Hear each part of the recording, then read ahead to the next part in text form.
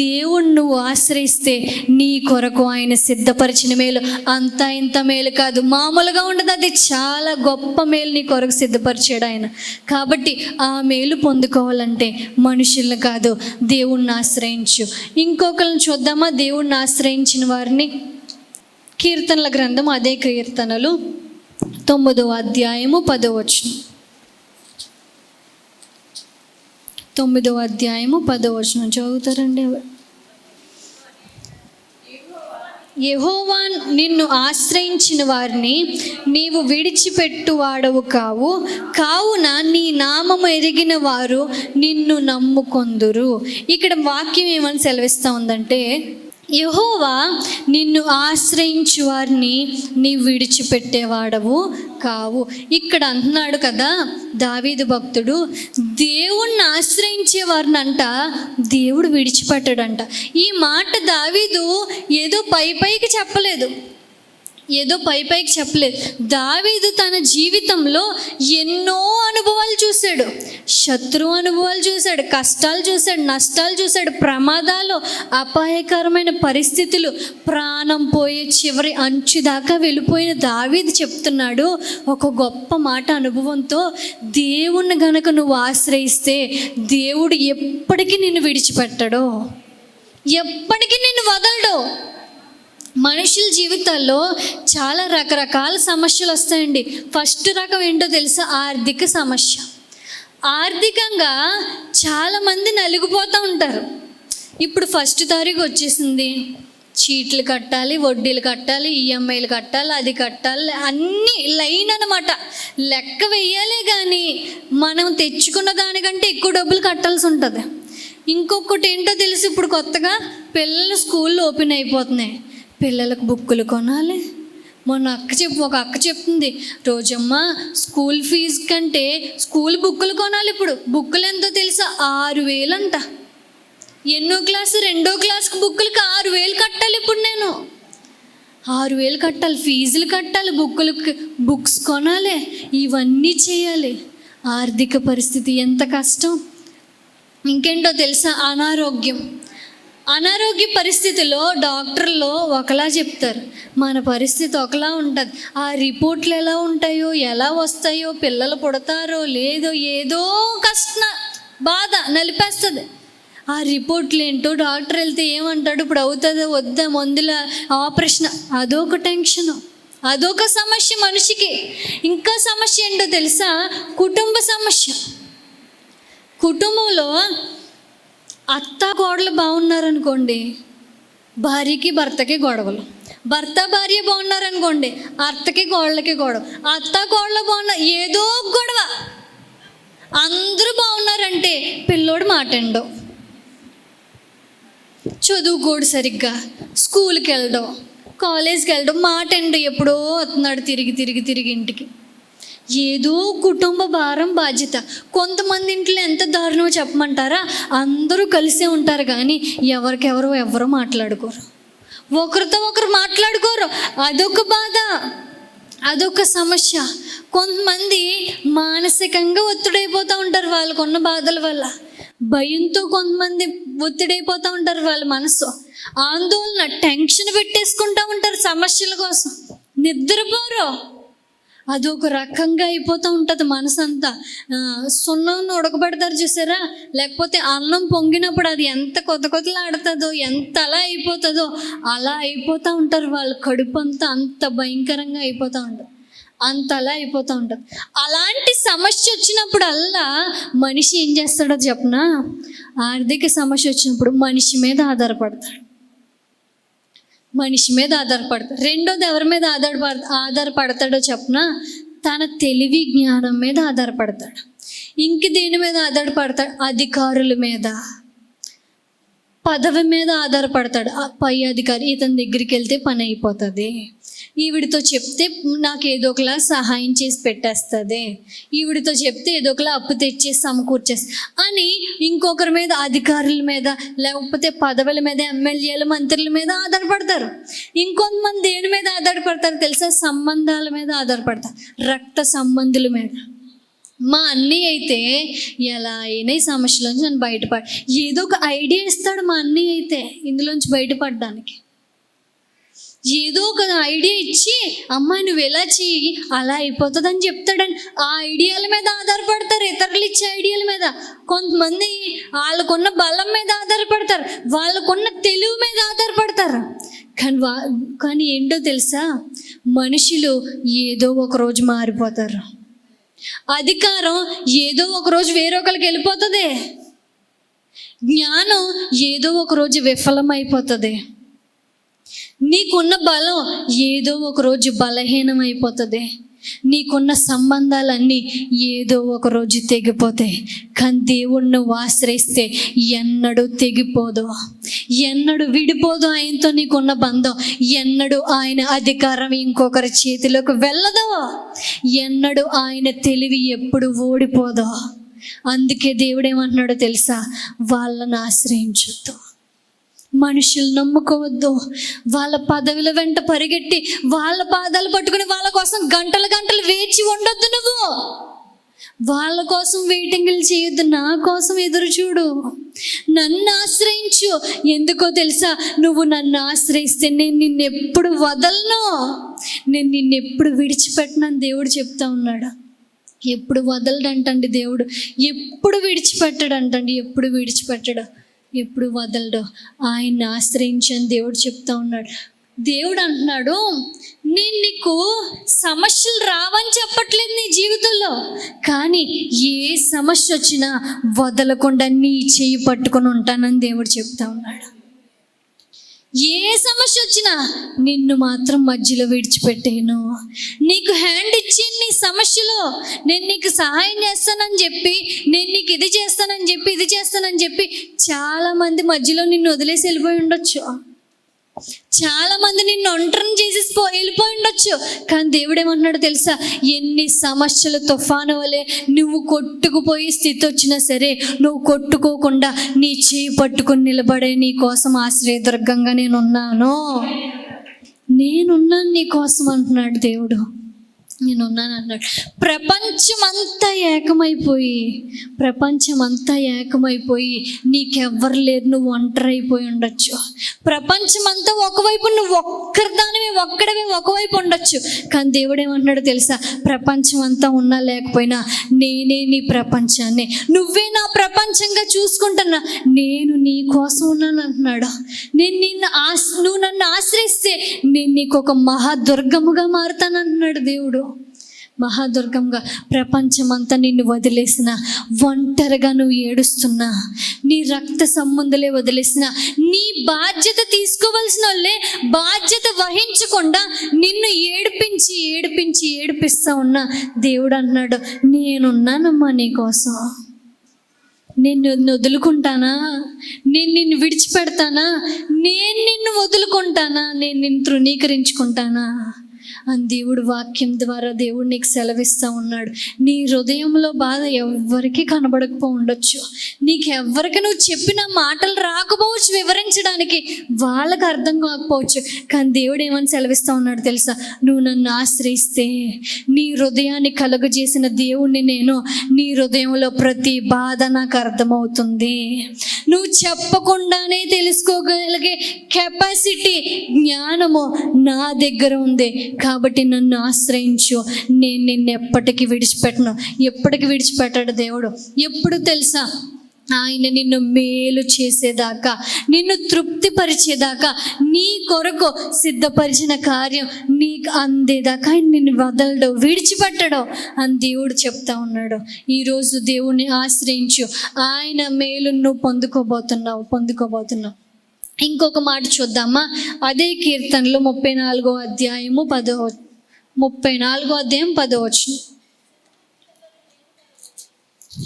34:10 చదవండి అమ్మా. సింహపు పిల్లలు లేమి గలవై ఆకలి గొనునేమో,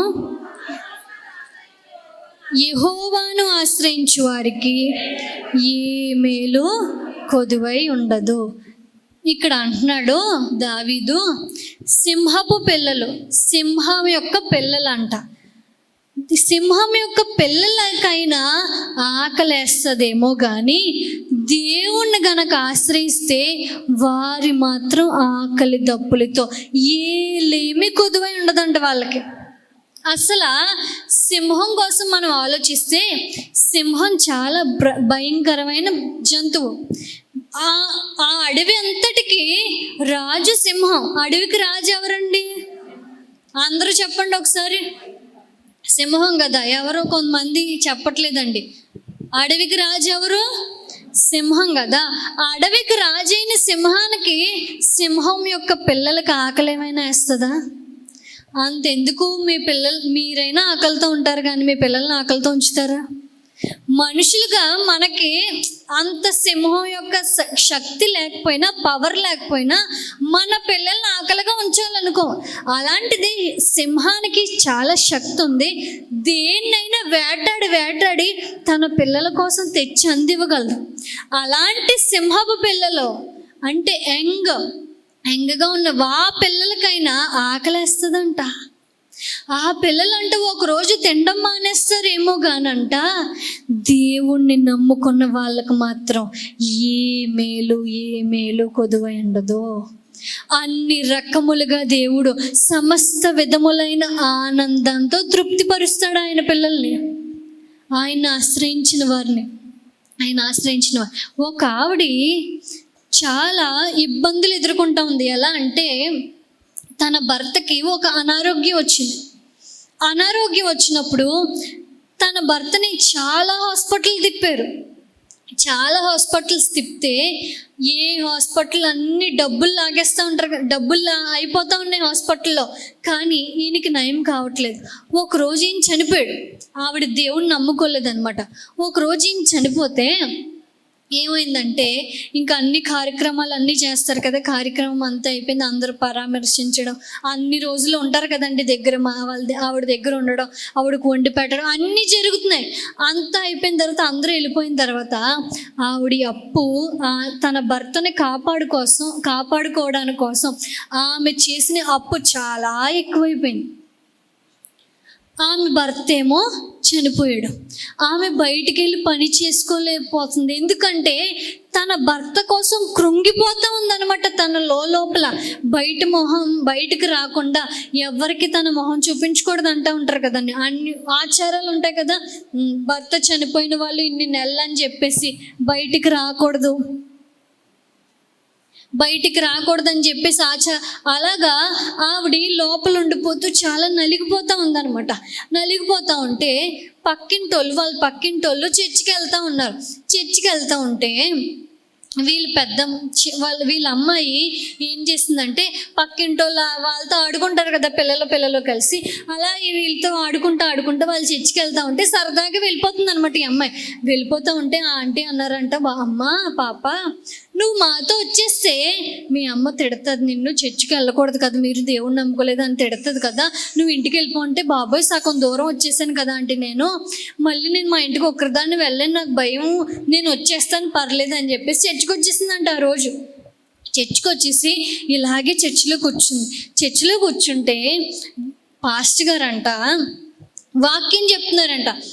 ఏమనంటే, సింహపు పిల్లలైనా లేమి గలవై ఆకలి గొంటాయేమో కానీ దేవుణ్ణి ఆశ్రయించేవారు ఎప్పటికీ వాళ్ళకి ఆకలేదు, వాళ్ళకి ఏ మేలు కొదువై ఉండదు. సింహపు పిల్లలకు భోజనం ఉండదేమో కానీ దేవుణ్ణి నమ్ముకుంటే దేవుడు మీ అందరికీ భోజనం పెడతాడు, అందరికీ మేలు చేస్తాడని వాక్యం ఉందంట. ఆ పాస్టర్ గారు చెప్తే వినేసి వెళ్ళిపోతూ ఉంటే, మామూలు ఏసై ఫోటోలు ఉంటాయి కదా, ఏసై ఫోటో దొరికితే పిల్లలు ఏం చేస్తారు, ఏం దొరికినా వాళ్ళ హ్యాండ్ బ్యాగ్లోనే పట్టుకుని వెళ్ళిపోతారు కదా. అలాగే అమ్మాయికి ఏసై ఫోటో దొరికితే, దేవుని ఫోటో, ఆ ఫోటో పట్టుకుని ఇంటికి వెళ్ళిపోయి ఎక్కడో పెట్టుకుందంట తన బట్టల్లో. పెట్టుకున్నాక ఇంటికి వెళ్ళిపోయాక ఈవిడికి 3 పిల్లలు అనమాట. ఈ 3 పిల్లలు వాళ్ళ అమ్మ దగ్గరికి వచ్చి అమ్మ ఆకలేసేస్తుందమ్మా, చాలా ఆకలేసేస్తుందని చెప్పి గోల చేసేస్తున్నారండి. పిల్లలకి ఆకలేస్తే మామూలుగా ఉంటుందా? వాళ్ళు అడుగుతూ ఉంటే మన హృదయం కరిగిపోతూ ఉంటుంది కదండి. ఆకలిస్తుందంటే మనకి నీరసంగా ఉన్న, అస్సలు లెగలేకపోయినా ఏం చేస్తారు తల్లులు, లేచి ఏదో విధంగా వండేస్తారు వాళ్ళ కోసం, వాళ్ళకి ఇష్టమైంది అడిగితే. ఈవిడి వండడానికి ఇంట్లో సరుకులు లేవు, ఒక్క బియ్యం గింజ కూడా లేదు, ఏ సామాన్లు కూడా లేవు, ఏ పప్పు కూడా లేదు. ఆవిడ ఏం చేస్తుందంటే, ఆకలేస్తుందా, సరే నేను అన్నం వండేస్తాను, ఈలోగా మీ ముగ్గురు మంచినీళ్ళు తాగండి అని చెప్పి మంచినీళ్ళు అందరికీ ముగ్గురికి కడుపు నిండా మంచినీళ్ళు పట్టించేస్తుందండి. కడుపు నిండా మంచినీళ్ళు తాగిస్తే ఆకలేస్తుంది. ఇప్పుడు ఆకలేదు కదా, ఇంకా వాళ్ళు కడుపు నిండా మంచినీళ్ళు తాగేశారు, ఆకలి లేదు. వాళ్ళకి ఇంకేమొచ్చిందంటే నిద్ర వచ్చేసి పడుకొని పోయారు అనమాట. పడుకుని పోతే ఈ తల్లి లోపల కృంగిపోతుంది అనమాట. ఎందుకో తెలుసా, నా పిల్లలకి అన్నం కూడా పెట్టుకోలేని హీన స్థితికి వెళ్ళిపోయాను నేను. నా భర్త ఉంటే కష్టపడి నా పిల్లలకి తెచ్చును, వస్తువులన్నీ ఉంటే నా పిల్లలకి ఇష్టమైనవన్నీ వండి పెట్టుకునే నా పిల్లల్ని ఏ పాపం ఎరిగిన పసి పిల్లల్ని ఆకలితో పడుకోబెడుతున్నాను అని చెప్పి తల్లి గుక్క పెట్టి ఎక్కి పడిపోతే ఏడుస్తుంది అనమాట గట్టిగా. పిల్లలందరూ పడుకుని పోతే ఏడుస్తూ ఉంటే ఈ చర్చికి వెళ్ళిన పాప ఉంది కదా, లెగిసి ఏమ్మా ఎందుకు ఏడుస్తున్నావమ్మా అంటే ఇంకా ఏడుపు వచ్చేస్తుంది అనమాట ఈవిడికి. పిల్లలు అలా అడిగితే ఇంకా హృదయం కరిగిపోద్ది కదండి, ఇంకా ఏడుపు వచ్చేస్తూ ఉంటే దీనికి చెప్పుకుంటే ఏమర్థం అవుతుంది అని చెప్పి తన తల్లి ఏమీ లేదమ్మా అంటే, లేదమ్మా నాకు చెప్పమ్మా, ఏమైందమ్మా నాకు చెప్పమ్మా అని చెప్పేసి అన్నీ ఒళ్ళోకి వెళ్ళి కూర్చొని అడుగుతూ ఉంటే తన తల్లి ఇంకెవరికి చెప్పుకుంటాను నేను, నా కూతురికి చెప్పుకుందామని చెప్పి, అమ్మా మీ డాడీ ఉంటే ఏదో ఒకటి తెచ్చింది కదా కష్టపడి, మీకు వండి పెడుదును, మీకు అన్నం పెట్టలేకపోతున్నానమ్మా నేను. మిమ్మల్ని ఆకలితో పడుకోబెట్టే స్థితిలో ఉంది మన పరిస్థితి, మీకు ఆకలితో పడుకోబెట్టేసాను కదా, అందుకు నా ప్రాణం తరుక్కుపోయి ఏడుస్తూ ఉన్నానమ్మా అని చెప్పేసి అంటే, అవునమ్మా ఎందుకు ఏడకు నువ్వు అని చెప్పేసి ఆ పాప ఏమన్నా తెలుసా, నువ్వు అస్సలే ఏడకమ్మా, ఎందుకో తెలుసా నేను పొద్దున్న చర్చికి వెళ్ళానమ్మా, నీకు తెలియదు, వాళ్ళు ఆ ఆంటీ వాళ్ళ పాపతో ఆడుకుని వాళ్ళు వెనకాతలు వెళ్ళిపోతే మర్చిపోయి చర్చికి వెళ్ళిపోతే ఆ పాస్టర్ గారు ఏమన్నారో తెలుసా, సింహం పిల్లలంట ఆకలేస్తాయంట, వాటికైనా ఆకలితో పడుకొని పోతాయేమో కానీ దేవుణ్ణి నమ్ముకుంటేనంట, దేవుణ్ణి ఆశ్రయిస్తేనంట వాళ్ళు అస్సలు ఆకలితో పడుకోరంటమ్మా. వాళ్ళకి ఆకలి లేదంట, వాళ్ళకి దేవుడు అన్నీ అందిస్తాడంట. అంటే అవునా, ఎవరా దేవుడు అని అన్నదంట వాళ్ళమ్మ. అంటే ఈ అమ్మాయి ఒక ఫోటో పట్టుకెళ్ళింది కదండి, పరుగున వెళ్ళిపోయి ఆ బట్టల్లోంచి ఆ ఫోటో తీసి, ఇదిగో అమ్మ ఈ దేవుణ్ణి నమ్ముకుంటే, ఈ దేవుణ్ణి ఆశ్రయిస్తేనంట మనకు ఆకలి లేదంటే ఇక్కడి నుంచి ఒకసారి దేవుడికి ప్రార్థన చేద్దామమ్మా, మనం ప్రార్థన చేద్దామని చెప్పంటే, ప్రార్థన నాకేం వచ్చు అంటే ఏదో ఒకలా అడుగుదాం, నాకు ఆకలిస్తున్నాను ఏదో ఒకలా అడుగుదాం అని చెప్పేసి అంటే వాళ్ళిద్దరూ కళ్ళు మూసుకుని ఆ ఫోటో ముందు పెట్టుకుని, యేసయ్యా నువ్వెవరో మాకు తెలీదు, నిన్ను ఎప్పుడు నీ కోసం వినలేదు, నిన్ను చూడలేదు, నీవు చర్చికి కూడా రాలేదు మేము, కానీ నీ మాట ఒక్కటే విన్నాం. ఏంటో తెలుసా, సింహపు పిల్లలైనా ఆకలేస్తాయేమో కానీ, ఆకలితో ఉంటాయేమో కానీ నిన్ను నమ్ముకున్న వాళ్ళు నువ్వు ఆకలితో ఉంచవంట కదా, ఏసే ఒక్కసారి నా పిల్లల వైపు నా వైపు చూడవా అని చెప్పి ఎక్కుని ఏడిసి ప్రార్థన చేస్తున్నాయంటే, ఈ పిల్లలేమో అయ్యా ఏసే నాకు ఆకలేసేస్తుంది అయ్యా, నాకు అన్నం పెట్టయ్యా అని చెప్పి ఈ పాప ప్రార్థన చేస్తుందంట. పక్క నుంచి చేస్తూ ఉంటే చేసేసి ఆమెను చెప్పి అయిపోయిన తర్వాత, ప్రార్థన అయిపోయిన తర్వాత ఆవిడ టాయిలెట్కి అని చెప్పి వాష్రూమ్కి వెళ్తానని చెప్పి, ఇక్కడే ఉండమ్మా నేను వాష్రూమ్కి వెళ్ళేసి వస్తానని చెప్పేసి అంటే, సరే అమ్మ అని చెప్పేసి వాష్రూమ్కి అని వెళ్ళి వస్తూ ఉంటే కళ్ళు ఏడుస్తూ ఉంటే మసగ్గా కనిపిస్తాయి కదండి, ఆ ఏడుపులో కళ్ళు అంతా ఉబ్బిపోయి. మరి అప్పటి నుంచి చాలా ఎక్కువగా ఏడుస్తుంది ఆవిడ, ఒక వేదన తట్టుకోలేని వేదనతో ఏడుస్తూ కళ్ళు ఉబ్బిపోవడం వల్ల ఆవిడకి సరిగ్గా కనిపించట్లేదు. అక్కడ ఏదో ఉంది అనుకుంటుంది, ఏంటో సరిగ్గా కనిపించట్లేదు. అయితే వాళ్ళ అమ్మాయిని పిలిచింది, ఒకసారి ఇలా రావే, ఇక్కడ ఏదో ఉందో చూడు అని అంటా ఉందనమాట. అయితే వాళ్ళ అమ్మాయి గబగబా పరిగెట్టుకుని వచ్చేసి ఎక్కడమ్మా అంటే, అదిగో అక్కడ అంటే అక్కడికి వెళ్ళి చూసేసరికి, అమ్మా ఇది ఏదో కాదు 50 రూపాయల కాయంతో ఉన్నదంట. ఏంటంట, 50 రూపాయల కాయంతో. అటు ఎగిరిపోలేదు, అక్కడ ఏమీ కాలేదు, అక్కడ అలా దేవుడు వారి కోసం సిద్ధపరిచింది అలాగే ఉందంట. 50 రూపాయలు అంటే ఇప్పుడు మన పిల్లోడు బిస్కెట్లకు రావు. కానీ అప్పట్లో 50 రూపాయలు అంటే ఎంత విలువ మీ అందరికీ తెలిసి. 50 రూపాయలు ఉంటే మనకు సరుకులన్నీ వచ్చేస్తాయి, 2 పూట్ల కూరలు కూడా వచ్చేస్తాయి. అప్పుడు ఆ 50 రూపాయలు చూసిన వాళ్ళు బోరుమని ఏడ్చేసి, అవును నిజమే, సింహపు పిల్లలైనా ఆకలితో పడుకుంటాయేమో కానీ నిన్ను ఆశ్రయించి నమ్ముకుంటే ఎప్పుడు మేము ఆకలితో పడుకోం, నువ్వు ఏది మాకు తక్కువ చేయవని చెప్పి దేవుడికి స్తుతులు చెల్లించి వెంటనే ఆ తల్లి సరుకులు కొనడానికి వెళ్ళిపోయింది. ఇంట్లో అమ్ముతారు కదండి, ఎప్పుడు వెళ్ళిన వాళ్ళ దగ్గర ఏముంటాయి, సరుకులు ఉంటాయి కదా. అలా ఇంట్లో ఉన్న షాప్ దగ్గరికి వెళ్ళి, కిరాణా దగ్గరికి వెళ్ళి కావాల్సినవి అన్నీ కొనేసి వండేసిందంట. వాళ్ళందరికీ వండేసి లేపి మరి అందరికీ కలిపి తినిపించింది. ఆ తర్వాత అప్పులన్నీ అయిపోయినాయి కదా. అప్పులు అయిపోతే వాళ్ళ చెల్లిగారి ద్వారా వేరే ఇతర దేశం వెళ్ళడానికి దేవుడు కృప చూపించాడు. ఇతర దేశం వెళ్ళి ఇక్కడున్న అప్పులన్నీ తీర్చేసుకుంది. తన పిల్లల 3కి కట్నాలకు డబ్బులు దాచేసుకుంది. ఒక పెద్ద ఇల్లు కట్టుకుంది. ఒక రోజు వచ్చి సాక్ష్యం చెప్పింది. ఈ సాక్ష్యం అంతా ఏంటో తెలుసా? ఏ సింహపు పిల్లలకైనా లేమొస్తుందేమో, ఆకలి వస్తుందేమో, కష్టం వస్తుందేమో, కన్నీరు వస్తుందేమో, కానీ దేవుడిని ఆశ్రయించిన వారికి, దేవుడి మీద ఆధారపడిన వారికి ఏ కష్టం ఉన్నా దేవుడు చూసుకుంటాడో.